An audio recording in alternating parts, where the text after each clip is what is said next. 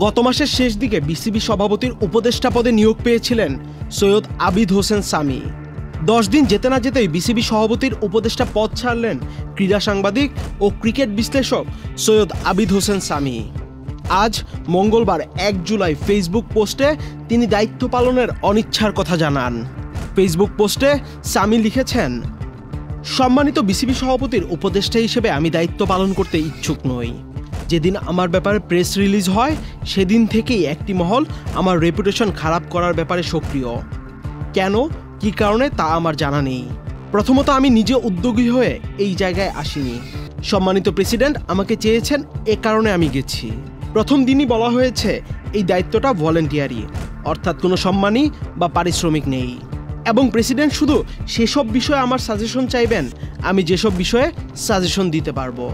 গত 22 তারিখ থেকে 28 তারিখ পর্যন্ত আমি দেশের 4টা বিভাগে গিয়েছি। 3টাতে গিয়েছি প্রেসিডেন্টের সাথে, চট্টগ্রামে নান্নু ভাই, বাসার ভাইয়ের সাথে গিয়েছি।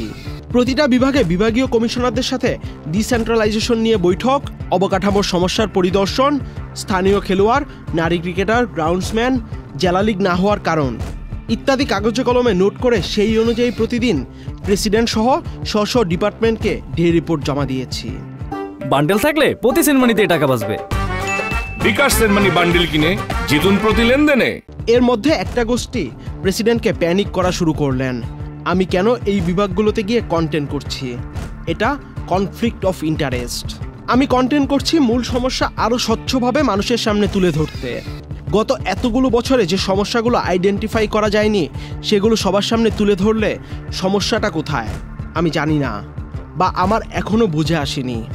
সেই সাথে বিসিবি যে এগুলো সমাধানের উদ্যোগ নিতে চায় সেই ব্যাপারটাকেও সবার সামনে তুলে ধরাটা জরুরি বলে আমার মনে হয়েছে।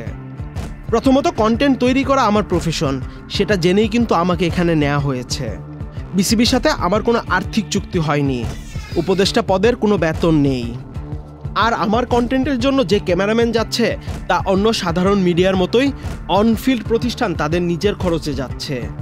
এই ব্যাপারটা নিয়ে প্রতিনিয়ত প্রেসিডেন্টকে প্যানিক করছে একটা মহল, যেটা প্রেসিডেন্টের মতো একজন দেশপ্রেমিক মানুষ তার নিজের কাজে মনোযোগ হারাচ্ছেন। সারাদিনের একটা সফল কার্যক্রম শেষে তার মুখ থেকে হাসি উড়ে যাচ্ছে।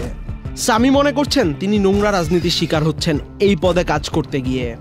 বিসিবি সভাপতি আমিনুল ইসলাম বুলবুলকেও বিব্রতকর পরিস্থিতিতে পড়তে হচ্ছে। তিনি থাকলে বিসিবি সভাপতি নানাভাবে বাধাপ্রাপ্ত ও বিতর্কিত হবেন, কাজ করার স্পিরিট থাকবে না। সবকিছু বিবেচনায় এনে অনেকটা অভিমান নিয়েই পদ ছাড়ার ঘোষণা দিয়েছেন সামি। আহমেদ শাফি, চ্যানেল আই।